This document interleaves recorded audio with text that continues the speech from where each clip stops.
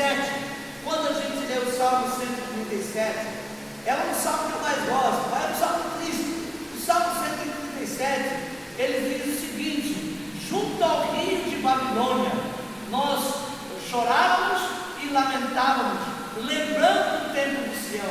As nossas árvores estavam penduradas no salgueiro, e os homens daquela terra pediam para nós: entoa-nos um cântico ao seu Deus. E ele disse: como nós podemos entoar um cântico ao nosso Deus, estando nós em terra estranha? Ou seja, o judeu não adora a Deus fora de Jerusalém ou fora de Israel. Mas Daniel, ele quebrou esse pensamento, esse conceito, porque Daniel não deixou de servir a Deus na Babilônia. Daniel não deixou de orar. Daniel, ele fortaleceu a sua fé ainda mais.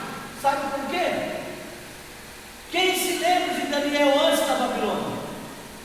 Qual a história que nós lemos de Daniel antes da Babilônia?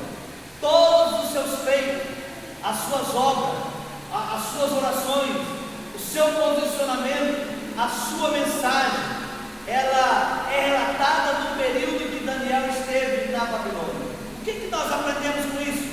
Que nós podemos, na diversidade, aprender mais de Deus. Na diversidade, a gente pode crescer mais na fé, ter mais experiência com Deus, buscar mais a Deus e receber algo extraordinário da parte de Deus, como Daniel recebeu, e teve a sua fé fortalecida no tempo que ele teve na Babilônia. Eu aprendi nesse tempo que sirvo a Deus, que nos momentos mais difíceis da nossa vida, é os momentos de mais experiência nós temos com Deus.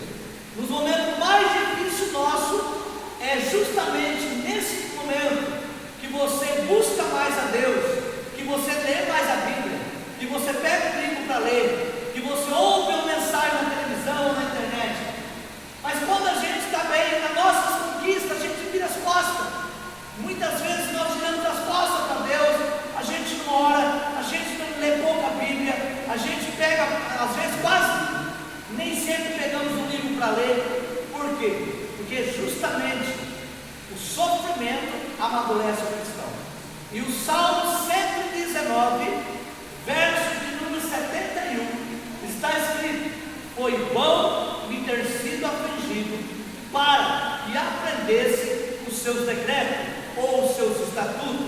Olha o que o salmista está dizendo: foi bom me ter sido afligido. Que negócio maluco! Quem acha bom ser afligido? O que é ser afligido? Ser afligido é ser castigado. Ser afligido é ser açoitado. É ser açoitado por uma doença, é ser açoitado por um problema familiar, é ser açoitado por desemprego, nas finanças.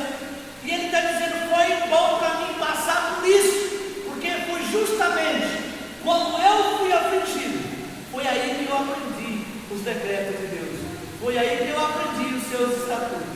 Encerrando essa fala, o salmista Asaf, no Salmo 71, o salmista Asaf, no Salmo 71, no verso 17, está escrito assim: até que entrei no santuário de Deus. Que coisa gloriosa! Se você for ver os versículos anteriores, no contexto desse texto, o salmista Asaf, ele deseja até morte, ele fica depressivo, ele maldiçoa o dia do seu nascimento, ele diz ali: inútil foi ter servido a Deus. Só que quando ele entra no santuário, então o sofrimento acaba. Na realidade, quando somos afligidos, a aflição, o sofrimento se aproxima mais de Deus. Isso não é comigo, isso não é com você. A maioria dos cristãos, lembra de Ana? Por que Ana se derramou na presença de Deus? Porque Ana não podia ter filho, porque a sua rival o atormentava dia e noite, e isso impulsionou Ana a buscar Deus de uma maneira tão tremenda, que foi tida por embriagada. E tantos outros que oraram, porque estavam passando um momento difícil. Eu vejo na vida de Daniel, que Daniel na Babilônia, ele usa aquele momento difícil,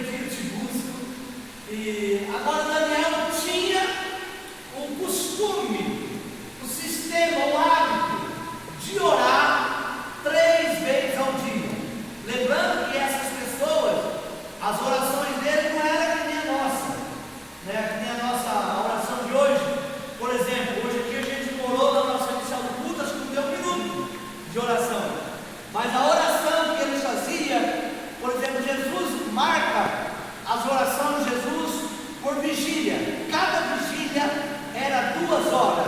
Então, o primeiro tempo de oração de Jesus, a primeira vigília, 2 horas. Segundo tempo, mais 2 horas. Terceiro tempo, mais 2 horas. São 6 horas. Aí, quando Jesus vem caminhando sobre as águas, já era a 4ª vigília da noite.